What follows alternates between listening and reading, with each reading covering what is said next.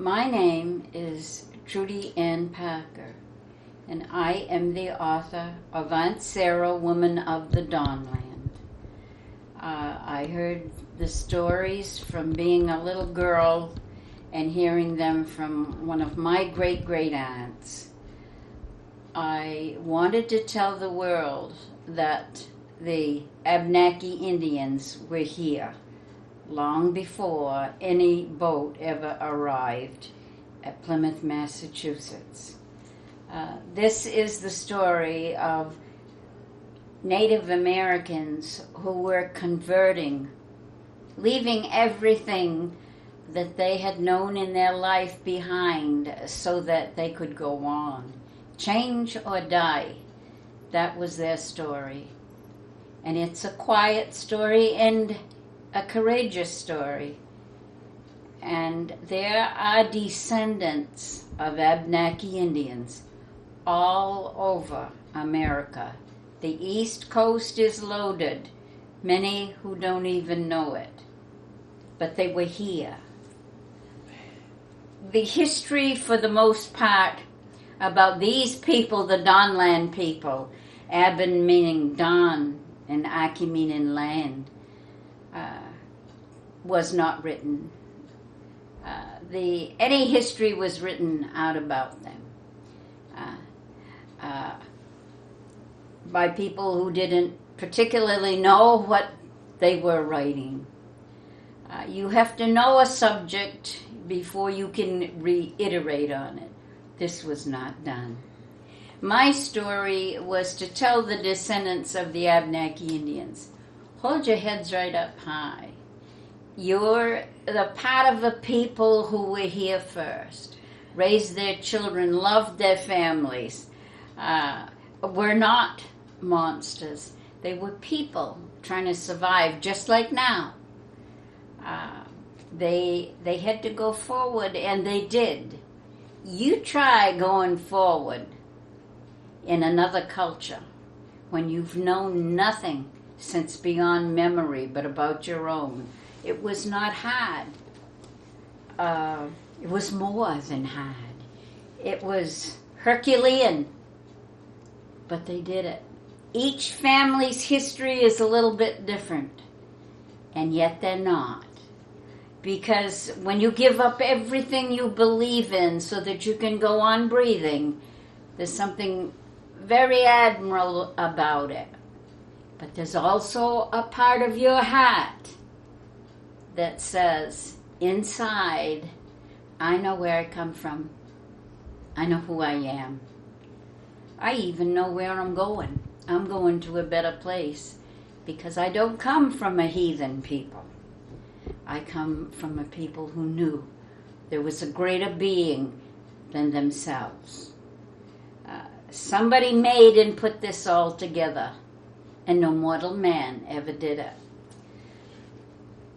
I want to tell you about a woman who knew the earth, could help people, and did whenever she could. She was a woman of peace. She was a woman of solitude. She was a woman who loved and never judged her fellow man. This is her story. She lived to see 108 winters, according to family history. Her gravestone, from the time they were making documents, I believe, says 102. But that's explained in here. This is taken from events that I were told by elders and told by the people of Lunenburg, Vermont, where I was town clerk for 22 years. It was a story that needed to be told about a woman who was very quiet in her own voice, but she spoke volumes for a people with no voice. This is what this book is about. Now, I have seen 79 winters. My 80th one is coming up. My mouth still works good. I still got all my teeth, but my eyes have been going when it comes to reading. But I want to read you two things from my book. One from the obituary that appeared when she died in 1929, as the town correspondent knew, for she lived in Lunenburg. Her children were born in Lunenburg. And I want to tell you how I ended my story. I did not end it with Aunt Sarah's death. She was going strong with her herbs and her roots and doing what she'd been taught to do from a child, helping other people. But I wanted to tell you what ended, and it had to be done in a special way. I think I did it in a special way. No college behind me, but if you can't tell that this is written from the heart, I think your ears must be worse than my eyes. I don't know, but we're going to see. Forgive the glasses. This old Indian is glad some white man invented them. And this appeared in 1929 in the Coos County Democrat. Over a century. Last of the St. Francis tribe, dead in Lunenburg home. Well, quite a few people, Meadowlark, several others, have been the last of the St. Francis tribe. 'Tain't true. Here I stand. Mrs. Summers joins her own. Last Wednesday, one of Lunenburg's oldest and, in a sense, most interesting residents passed away quietly while sitting in her wheelchair, to which she had been confined for several months. Mrs. Sarah Summers was born in Pennsylvania in a wigwam, a pure-blooded Indian of a tribe nearly extinct. This is 1929. With the few remaining members of the St. Francis Division, they migrated to Maine and from there to Lunenburg. Some of the older residents still recall the Jackson family in their wigwams on what is now known as the Mallet Farm. Sarah is remembered as a young woman of unusual grace and beauty. She married one John Summers, and to them 3 children were born: John, Carey, and Harvey. Harvey is the only survivor. He and a niece from Guildhall were the only relatives present at the funeral. In the death of Mrs. Summers, the tribe of St. Francis is gone. We are glad to remember her as one who lived for approximately 100 years without once being untrue to the traditions of her forefathers. Her kindness to her friends, her thrift, her honesty, both of word and of deed, are well known by all of her neighbors. She was a deeply and intensely religious person with the simple yet unswerving faith of her people. Up to a few months ago, Mrs. Summers lived in a little house on the Gilman Road with her son Harvey. On account of a serious illness, she was then taken to the home of Adelard Forrest, where she was confined to a homemade wheelchair.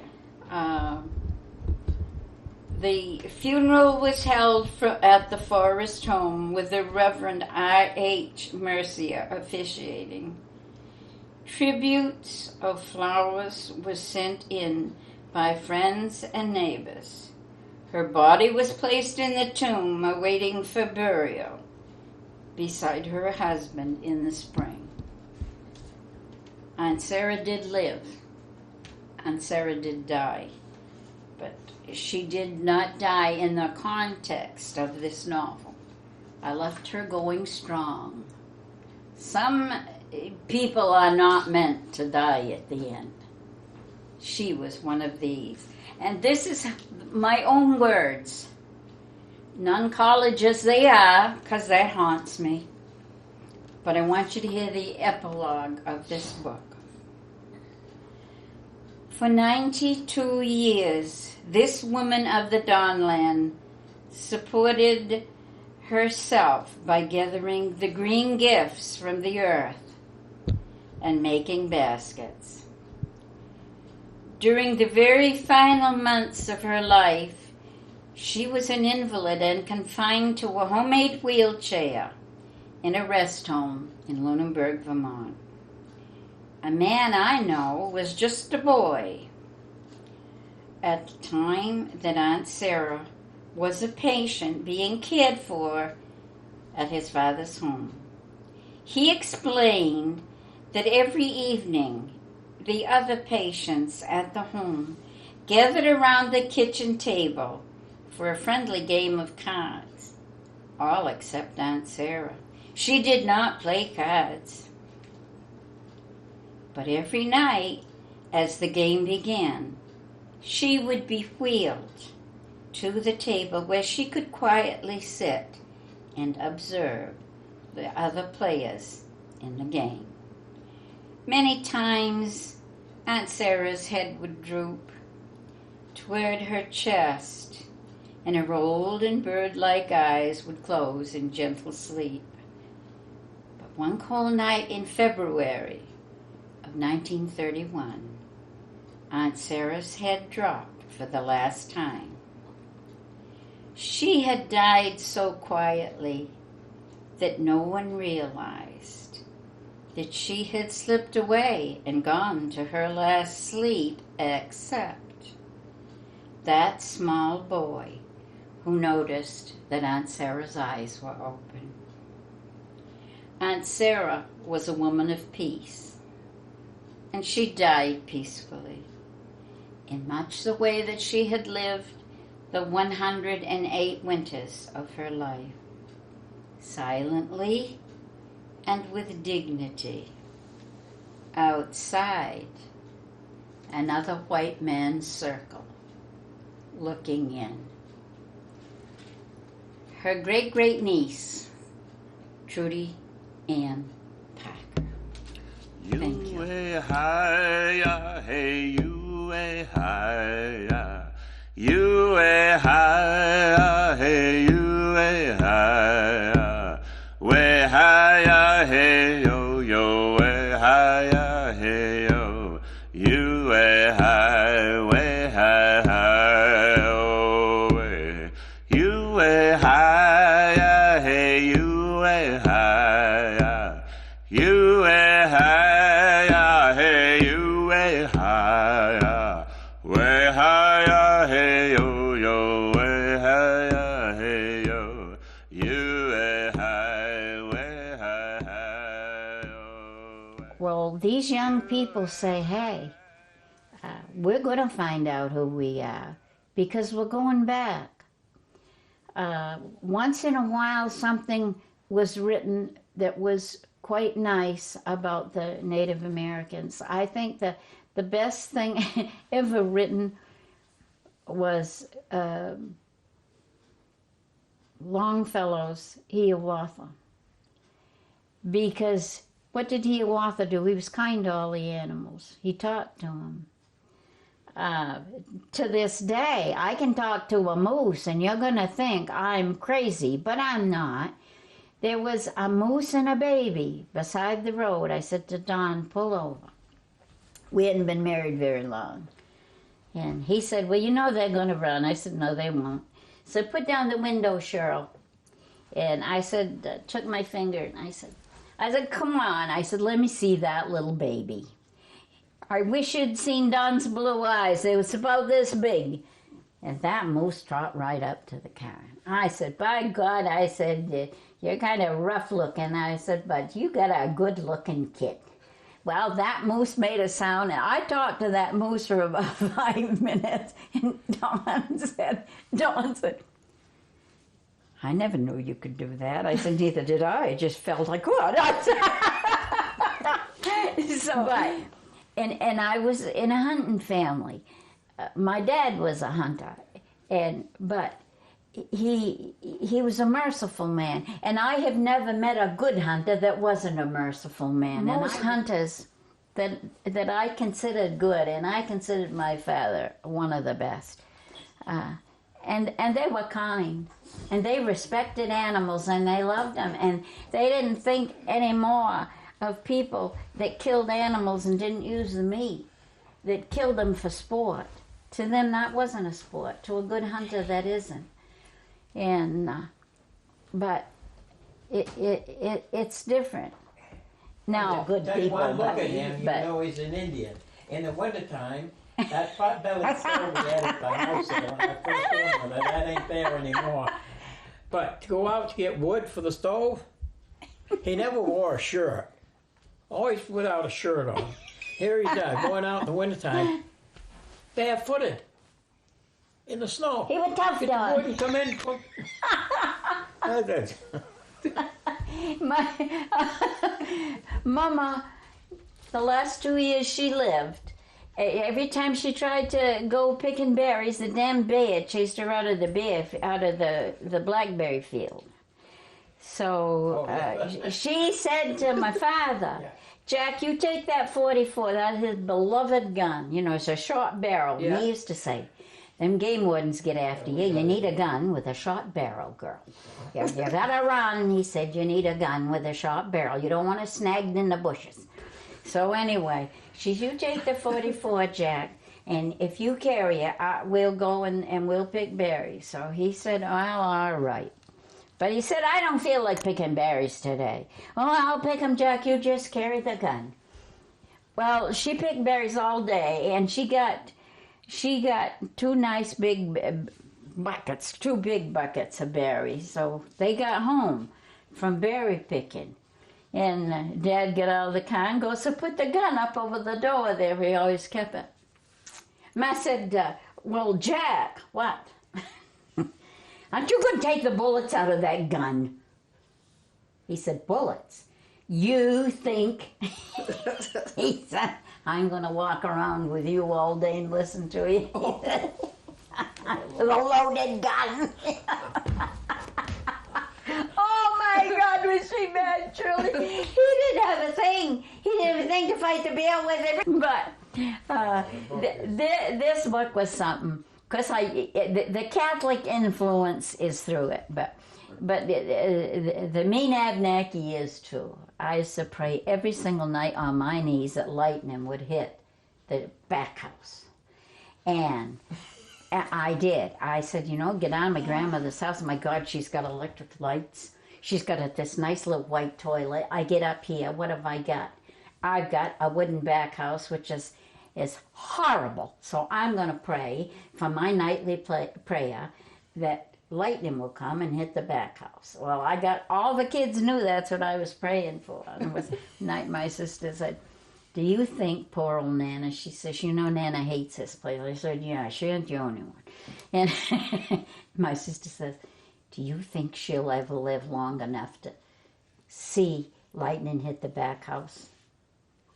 I said, with her luck, she'll be in it. I mean, the whole book is the whole thing is like, and the things that happen to us, Doug, you can't imagine it. We had this guy work for us, a little skinny guy. He was a hired man. He wasn't strong enough to cut pulp and things, but he was a hired man. Well, honest to God, Shirley.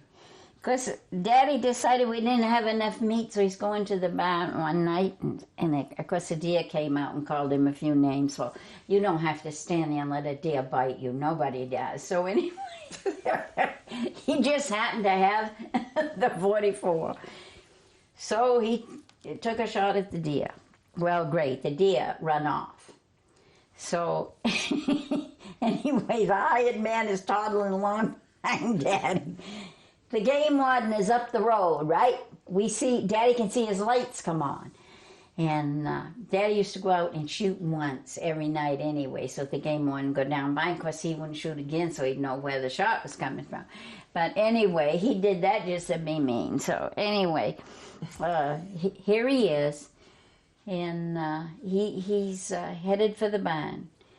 But he didn't kill the deer, he didn't dare shoot again.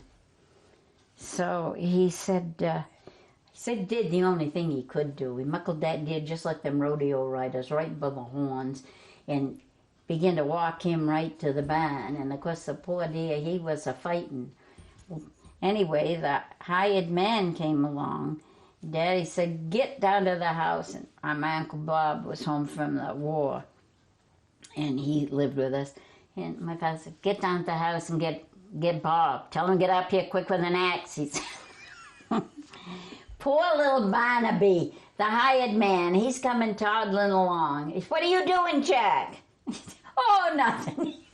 Well, he just walks him through the barnyard, which if you step off the board, you're going into the Okefenokee. So anyway, Daddy and that deer, they went right along. He got him almost to the barn. And he said, Barnaby, you left yet? No. Well, he said, you get it going. Well, poor little Barnaby went to run and got off the boards, and he hit the gate, and it sprung back, and Barnaby went right into that slop hole. And he began to scream, Jack, he's got me. He's got me. That deer has got me. He's got me down his... Daddy said, get out. He ain't got you nowhere. You get down to that house.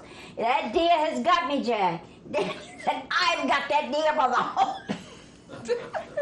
And we're sitting there, Doug. We're sitting there finishing our supper. And Barnaby comes through the door, the worst looking rig you ever saw, covered with manure and mud and everything else, and he screamed, Bob, get an axe. Jack has got a deer by the horns, and he's dragged him into the barn. My mother said, things are getting worse.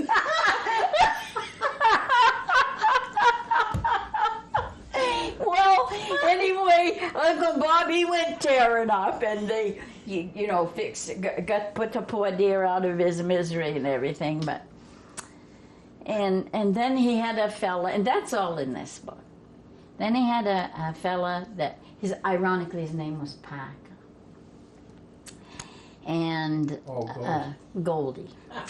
Oh, he was a gem, and he was the only neighbor that I ever knew that took a great glee in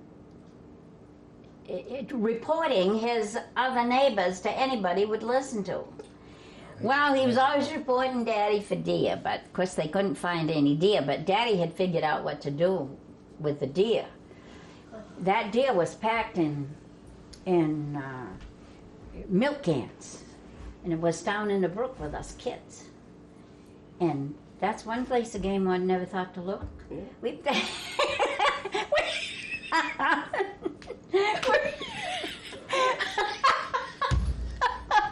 We're down there with the snakes and the bugs and the beer and the milk cans.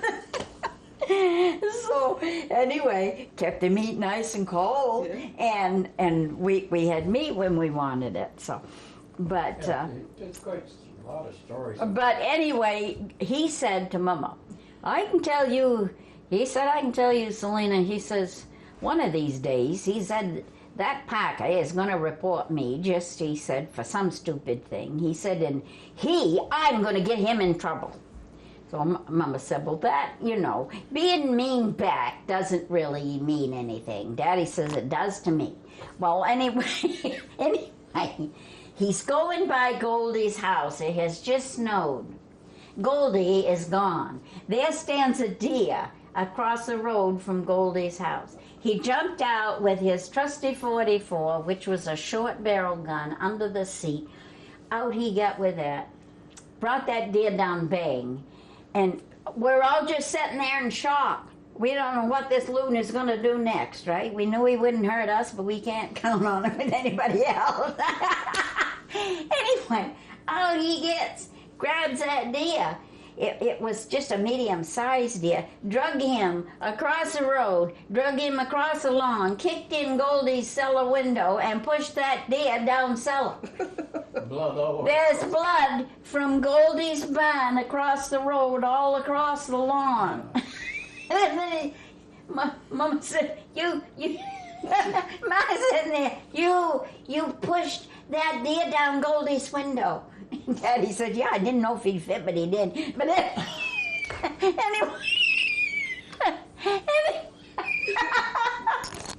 anyway, Shirley, we get our groceries and we come home. It's just getting dusk. And Goldie is out there with a broom. Daddy goes by, instead of just going by with a smug look. Hi, Goldie! And Goldie's out there. You blankety blank Indian, you. I hate the ground you walk on. He's shaking the broom at Daddy. Mama said, boy, Goldie is mad. Daddy says, you know, I ought to report him. He was miserable, Goldie was. Oh, he was a miserable man. I shot a deer with a bow and arrow the last deer I got. And I was dragging him out of the woods, and I had to come across a field. And what was his name up there to go home? Pete Ridgewell. He was an Pete awful Ridgewell nice man. Happened to see me, and he come over across out of the house, and come over and was helping me drag it down to the car. And here comes Goldie Parker down the road. Stopped the car, jumped out of the car, and run right over and started saying,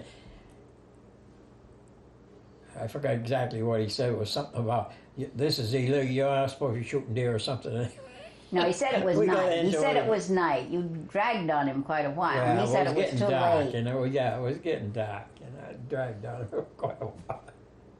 But this Goldie Parker,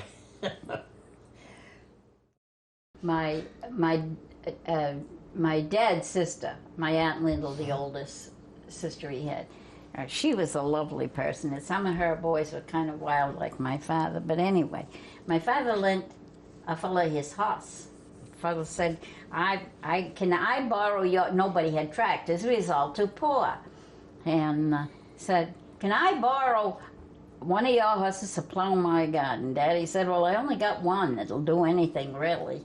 But he said, yeah, you can take her and plow your garden. And then the guy went to get the horse, and the guy said, no, I'm going to put a board bill against the horse. So Daddy called a lawyer, and he said, well, under Vermont law, he's got a right to do it. But he said, if you can get that horse out of the pasture, Mr. Call, he says, without cutting a fence or opening a gate, breaking a gate, he said, you can take it. Daddy said, well, I'm going to take it when I get it into New Hampshire. Well, he said, have a good trip, because that lawyer figured he's a loon if I've ever met one. Well, anyway, up goes Daddy, and he whistled to Queen, and Queen the horse knew his whistle.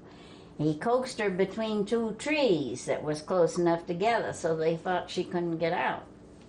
So Daddy, he coaxed her right out of the trees, said, come on. Then he tied burlap bags over her feet so they couldn't see her little shoes in the mud. Then they got to the brook, and he took the bags off, and he walked Queen down the brook. Then he had it set up with one of his nephews. He says, you get a truck, and we'll take her right into New Hampshire down to my mother-in-law's place. So cousin says, fine, we'll do it. So my father walks her down the brook, and the cousin shows up with a truck, and away they go with Queen. So now Daddy's plowing his garden with his own horse. Well, the guy that's lost the horse is madder than hell because he don't know where the horse went. Now the track going nowhere, and the horse is gone. Well, anyway, just to make matters worse, my Aunt Lyndall, who is the most peaceful person you ever see, is doing some some cannon or something, and the sheriff comes. Where's Willie? Oh, she said, I don't know, he's doing something with his Uncle Jack today, I think. He did. Well, he said, I'm here to tell you. He said, I know where they've been. And my Aunt Lindell said, you know where, well, if you know where they've been, what are you asking me? And he said, well, he said, I'm here to tell you, he said that your son Willie, he says, has just stole a horse. And Lindell said, it's 1954. People in their right mind don't steal horses, they steal cars. You're telling me that my son has stolen a horse? He said, well, we think the Uncle Jack, we think that your brother Jack was the head one on it. But he said, your brother Jack said that he did not steal the horse, that the horse was his horse. And a lawyer from Vermont told him he could get it, and he did. The whole book is like this. I mean, we had hard times, Shirley. Sometimes we did. But most of the time, it was one idiotic situation right after the other. I'm telling you. So what did you call this book?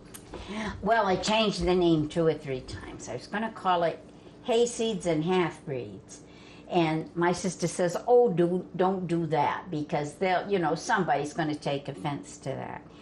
And so I said, well, how about the time Daddy asked the judge for his bail, for his fine money? Oh, that was... And that was, hey, Lena, how many kids we got? So, because if he got mad at my mother, he'd call her Lena instead of Selena. So, hey, Lena, how many kids we got? But anyway, I forgot.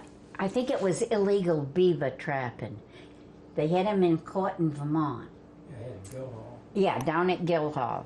And anyway, the 2 game wardens was there. So the judge had the first one tell what my father had done, and then the second one, and they didn't agree on it. So Daddy raised his hand, and the judge said, yes, Mr. Cole. And he said, I've listened to both of these men.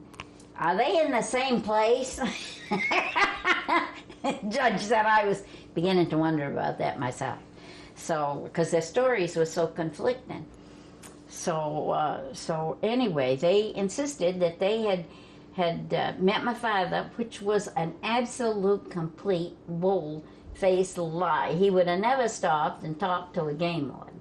They claimed they had both stopped and told him they were together so they could vouch for each other.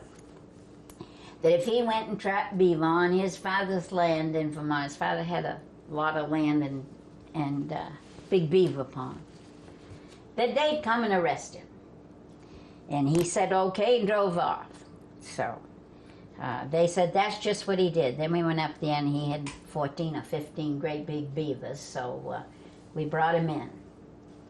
And Father raised his hand again, so the judge said, yes, Mr. Call. He said, Daddy said, if 2 game warden told you they was going to put you in jail if you did something, sir, do you think a man in his right mind would do that?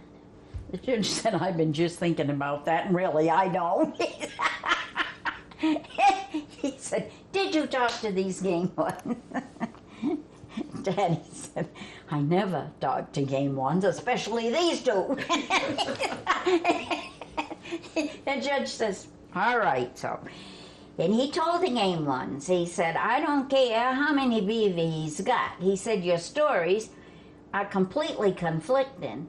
And he said, I don't believe that man is dumb enough to do that. He just said, with a person in his right mind, he says, he looks to me like he's got a good mind, he said. Well, anyway, the judge said, when they got done with that man's fine, Doug, it was $8,000. Beaver. You want to catch mice, but you don't want to catch beaver. So anyway,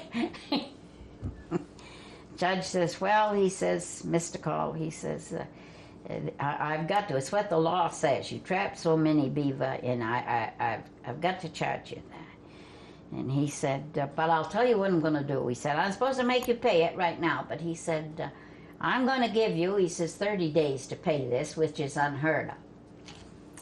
My father said, well, I'll tell you, Judge, you might as well take me right to Slammer right now, because he said, I haven't had $8,000 in all my life.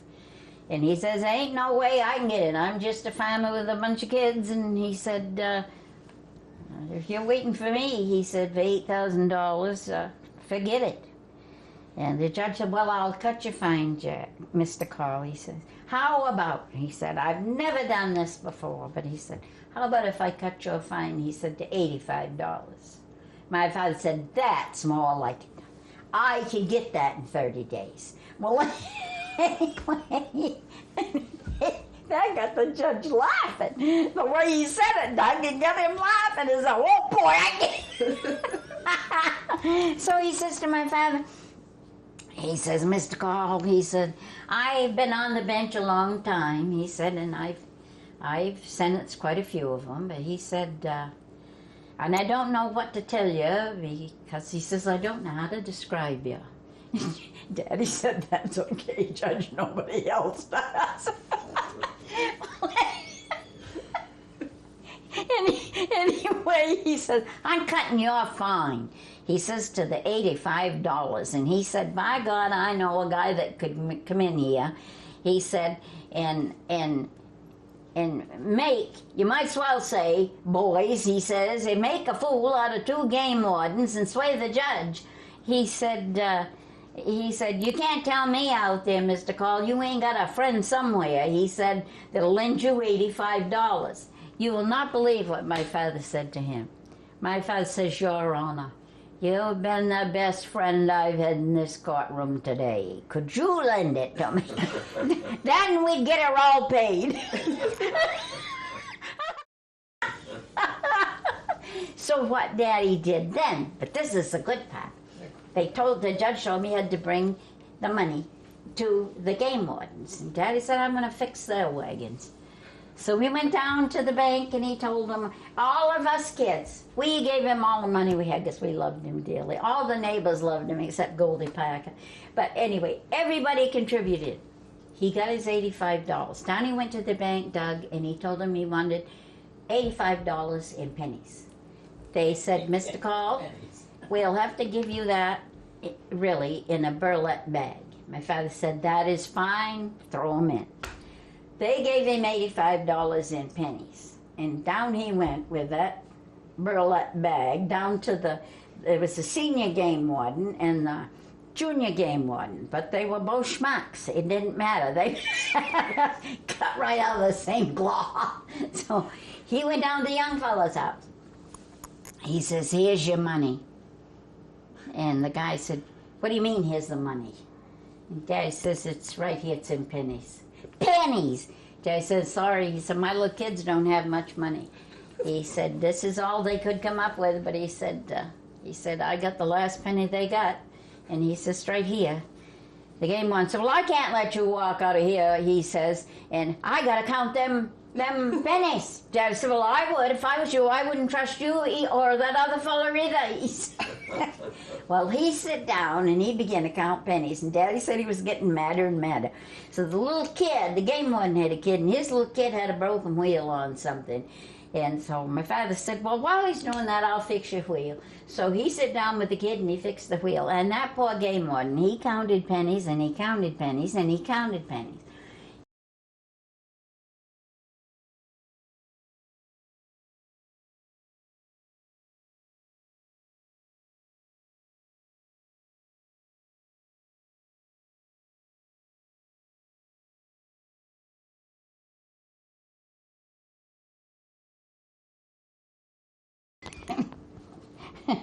Well, that won't take long. My father said, do you count faster than him? What do you mean? My father runs up to that table and he eats them pennies and they go everywhere, all over the sapwork. And the young fellow looks at him. The old guy, he was completely speechless. My father said he was speechless because I was getting mad. He said, I was thinking he's got a good-sized neck for twisting. And he said, the little fellow, he said, you're a mean man. My father says, I ain't been, but keep at me, boys, and I'll show you what. so anyway, by God, they said, well, you can't go home. Now we both got to count pennies. Daddy said, I can go home. The bank verified it, and you verified it in front of me. Now, if you can't find some of these pennies, put some of yours in these. He says, I'm going home. The whole thing was just like that. Things that city people would say, these people are morons. But country people, the country people, when they read, they say, oh my God, that reminds me of my Uncle Frank.